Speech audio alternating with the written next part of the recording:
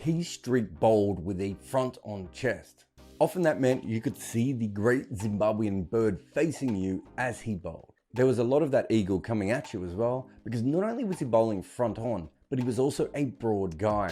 Streak looked like a farmer or rugby player who accidentally picked up cricket.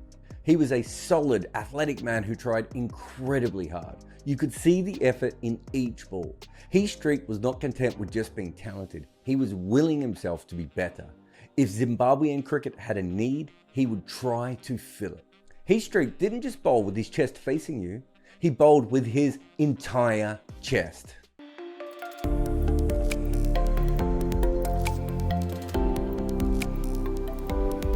This video is brought to you by Wicket Cricket Manager. New test teams don't usually start with fast bowlers around, or at least if they do have someone with pace, they're probably not yet a fully formed bowler. Pakistan had Fazal Mahmood and the West Indies had Leary Constantine, but those are exceptions to the rule. Like for instance, India had Mohammad Nisar, but he didn't last that long. Afghanistan had 3 quicks, but through injury, inconsistency and age, they were not a threat by the time they got to test cricket. It's just a rare thing. But Zimbabwe had Heath Streak from day one in tests.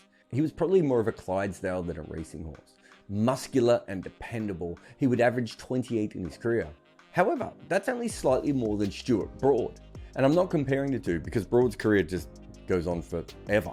But I'm saying that so you know what a great record Heath Streak had.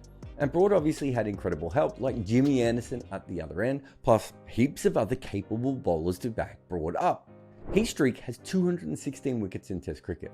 No one else from Zimbabwe has 100. It isn't even close. He is pretty much his team's only Test bowler in history. He bowled on his own with very little support and still took heaps of wickets at a way above average rate. A lot is made of Andy Flower's runs in a very poor team, but batting is more of a solitary act. But bowling, you need pressure from the other end, and of course if your teammate has got someone out, it means that you are bowling to a new batter. The only way that Streak could bowl to someone fresh at the crease was by dismissing the previous player. And yet, he still completely overperformed. Like really early on in his career, and actually really early on in Zimbabwe's Test cricket history, there was a tour of Pakistan. In the first test of that series, he took 8 wickets for 112 runs across the entire match. Zimbabwean cricket had barely begun. And yet here they were in Pakistan almost stealing a test on the back of a seamer. But it wasn't just Pakistan. He averaged under 35 against everyone except for South Africa and Australia, the 2 best teams of his era. And often it wasn't even his bowling that let him down. And in those games, he still often bowled very well. It's just hard to beat that depth of a lineup with just one bowler. On top of all this, he was effective everywhere in the world. Zimbabwean conditions are not made for quicks. They're almost like a combination of the West Indian spinning wickets and the Pakistan flatbeds. And so Streak had to learn how to break through on those kinds of pitches. And you can see in his record that actually helped him all the way around the world. He was a very good dead pitch bowler, essentially just willing himself through the crease over and over again. The older the pitch got, the more he was actually in the game. This probably caused a problem against the better teams, as his batting lineup couldn't actually force them to bat twice. And he was better at home, but his record completely holds up when he's on the road as well. And remember, he was a teenager coming into a new team, and they didn't win very often. In his 65 tests, he only won 8 of them. But they were a decent team who could fight and certainly could draw some matches. They just didn't have the bowlers to win games outside of him. He is this much better than anyone else from Zimbabwe. Even one other bowler anywhere near his level and things could have been way different for them. But he's quite clearly a man apart in his time, and really for the entire history of Zimbabwean cricket. When it comes to bowlers, essentially you could argue they've only ever had him. And of course you expect a player to have a better record when their team wins. But his record in draws and losses is about the same as well, which is not too shabby. But however, when they did win, you could just see what a massive impact he was having on those games. The interesting thing is that most of what he did with the ball was early on in his career. After starting very early as an international bowler, his seam sadly declined really early on. By the end of his career, he was actually a below average bowler. And a similar thing also happens as ODIs as well, though it's not quite as drastic as what happened in tests. However, Streak would just find another way to contribute even as his bowling slipped. Despite playing less than a third of his matches as captain, he scored more than half of his runs while in charge of the team. He just wheeled runs at a level that he never had before that. And it happened in both formats. He went from a handy tailender to one of the best batters in his side. Now, we do see this occasionally in all-rounders, especially ones who maybe aren't bowling as well anymore. Even more so when they become captain. Dan Vettori and Imran Khan instantly come to mind here. But what is really interesting is you could see that at a similar time his bowling gets worse as his batting gets better.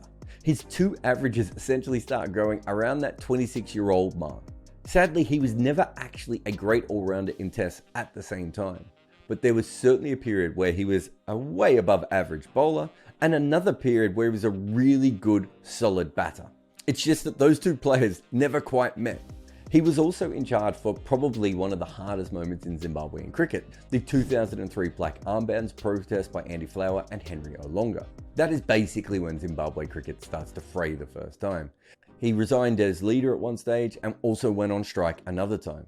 Yet years later he would still return as coach. But sadly, the end of his coaching career came when he was caught giving information to bookies and was suspended by the ICC for fixing. That was incredibly sad for the many people who saw the way he played. Because of all the players who could get caught up in this, and we know that Zimbabwean players are a target for fixing, no one really thought that Streak was going to be that sort of person, because he just looked like he was trying so hard when he played and that he was near invincible. But quite clearly, this video exists because that is not the case. Because a few days ago, he sadly passed away. The man who willed himself to 50 with the bat just because so often Zimbabwe needed it, sadly couldn't make it there in terms of years. For many of us who saw the golden period of Zimbabwean cricket, along with Andy Flower, he was the face of that era. He was there at the start, the middle, and the end of it. And while Flower might have gone on to be the more famous one because his batting average was over 50, batters have helmets on, right? They grit and they grind, deflect and dab. Zimbabwe's public face, their cricket version of the great Zimbabwean bird, was Heath Streak steaming through the crease. Whatever they needed, he found a way. Just watching, it looked like cricket took a toll on him because he tried so hard for every single ball. And when Heath Streak flew, so did Zimbabwe.